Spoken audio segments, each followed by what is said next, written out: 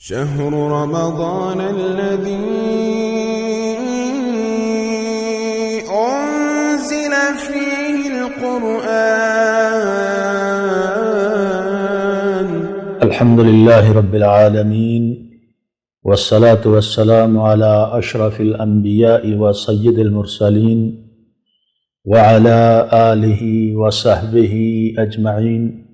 ومن تبعهم بإحسان إلى يوم الدين. اللہ تعالیٰ کے لیے ہر قسم کی تسبیحات، تمجیدات، تحمیدات، اچھے کلمات ہیں،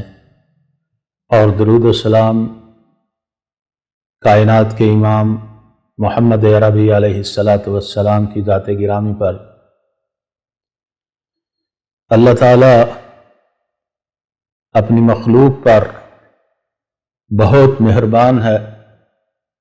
اور ان کی ضرورتوں کو جانتا ہے،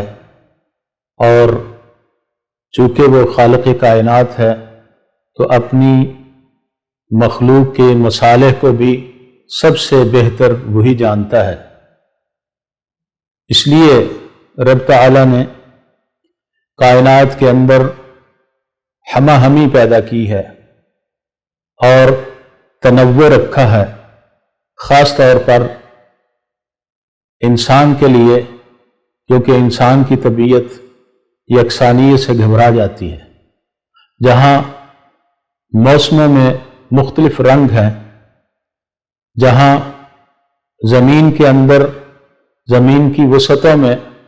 مختلف تقسیم ہے، جہاں لوگوں کی بول چال میں، رہن سہن میں تنوع ہے، وہاں اللہ تعالیٰ نے انسان کے لیے عبادات کا سلسلہ بھی مختلف رکھا ہے اور عبادات میں بھی تنوع رکھا ہے۔ اور اللہ تعالیٰ کا یہ خاص فضل و کرم ہے کہ اس نے امت مسلمہ کے لیے ایک خاص ماہ مقرر کیا ہے، اور وہ ماہ مبارک ہے جسے رسول اللہ صلی اللہ علیہ وسلم نے اپنی پیاری اور سچی زبان سے فرمایا کہ آتاکم رمضان شہر مبارک، تمہارے پاس رمضان آ چلا ہے جو بہت بابرکت مہینہ ہے، مبارک مہینہ ہے۔ آپ جانتے ہیں کہ عربوں کے ہاں مہینوں کے نام مخصوص تھے، اور رمضان المبارک کا مہینہ بھی عربوں کے ہاں اسی نام سے جانا جاتا تھا، جسے رب تعالیٰ نے اپنی کتاب میں ذکر فرما کر اس نام کو عزت بخش دی کہ اپنی آخری کتاب میں اس مبارک مہینے کا نام ارشاد فرمایا، شہر رمضان الذی انزل فیہ القرآن۔ رمضان رمد سے ہے، اور رمد کا معنی ہے بہت زیادہ تپش اور گرمی۔ چونکہ اس کی لغوی اعتبار سے ایک مناسبت ہے، روزہ انسان کے گناہوں کو صاف کرتا ہے، جس طرح سے گرمی اور تپش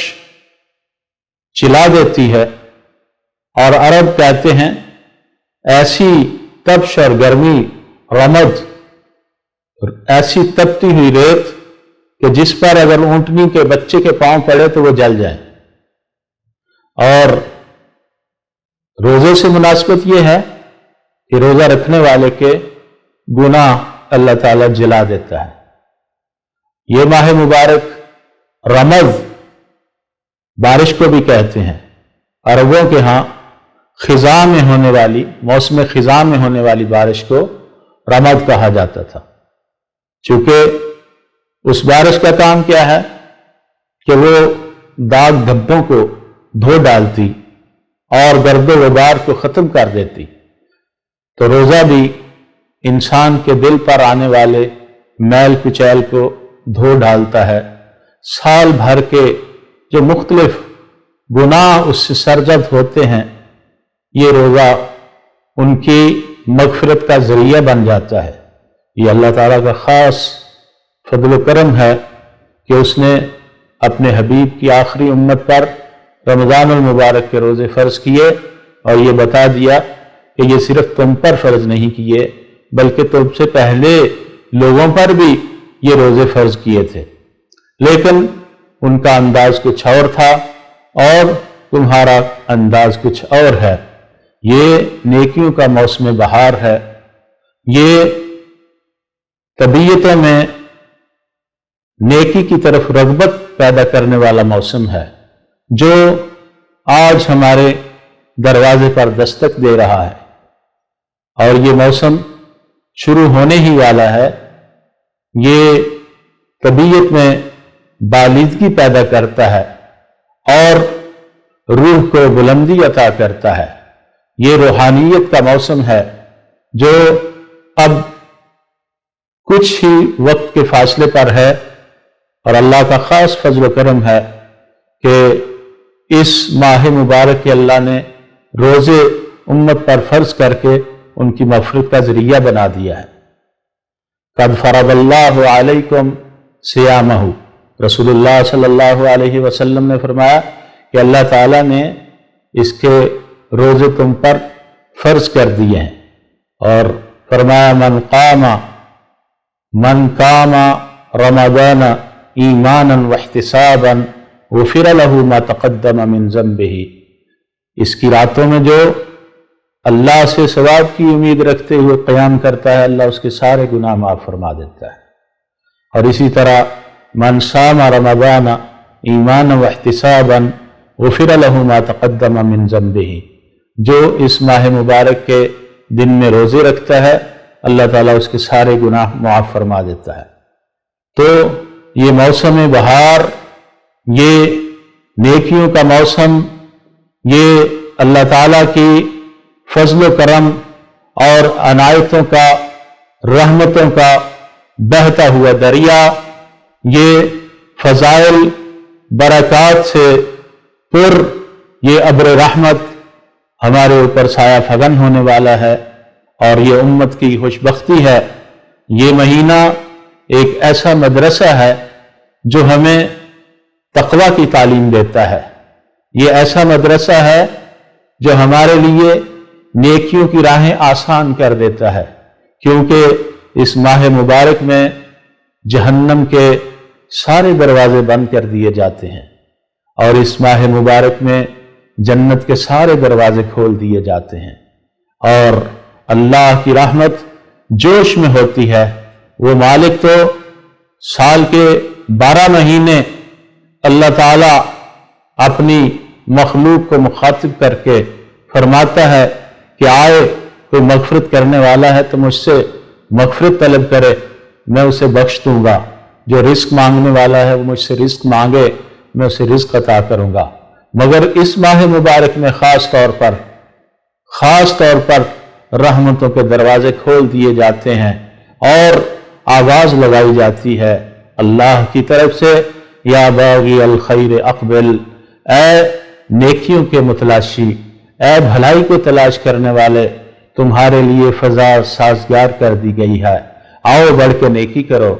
یا باغی الشر اقصر، اور اے برائی کے متلاشی اب تو رک جاؤ، کیونکہ یہ نیکیوں کا موسم بہار ہے،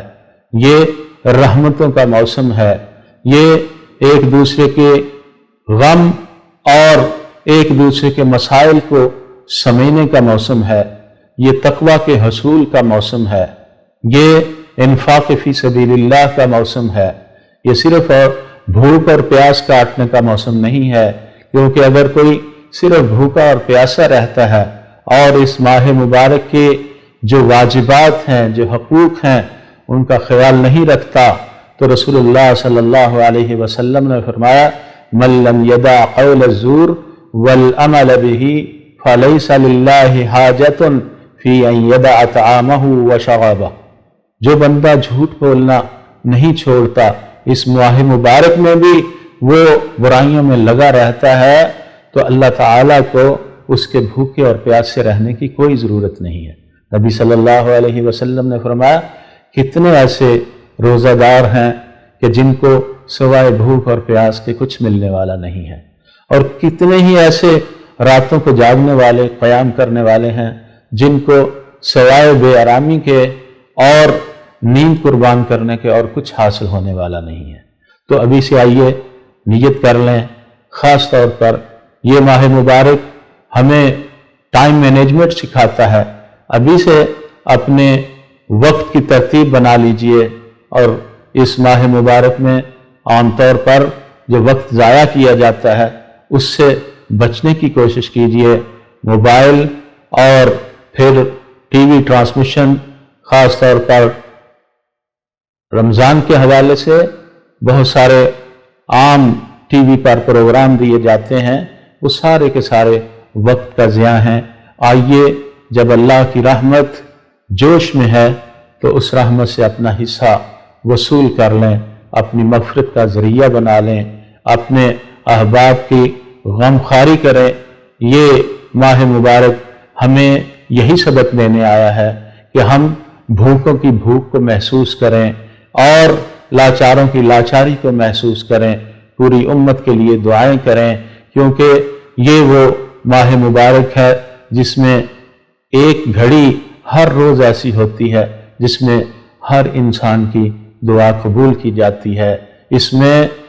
افطار کے وقت روزہ دار کی دعا کو رد نہیں کیا جاتا، اس میں قیام اللیل سے سارے گناہ معاف ہوتے ہیں۔ تو آئیے اس بہتے ہوئے دریا سے فیض یاب ہو جائیں، اس رحمتوں کے موسم سے فیض یاب ہو جائیں۔ ایسا نہ ہو کہ ہم محروم رہ جائیں، جبکہ اللہ کی رحمت جوش میں ہو پھر بھی محروم رہ جائیں۔ تو نبی صلی اللہ علیہ وسلم نے منبر پر بیٹھ کر آمین کہا۔ صحابہ نے پوچھا آمین آپ نے کس لیے کہا؟ کہا جبریل امین نے کہا کہ جس کی زندگی میں ماہ مبارک آئے، رمضان آئے، پھر بھی وہ اپنی مغفرت نہ کروا پائے تو وہ ہلاک ہو جائے۔ نبی صلی اللہ علیہ وسلم نے اس پر آمین کہا کہ جب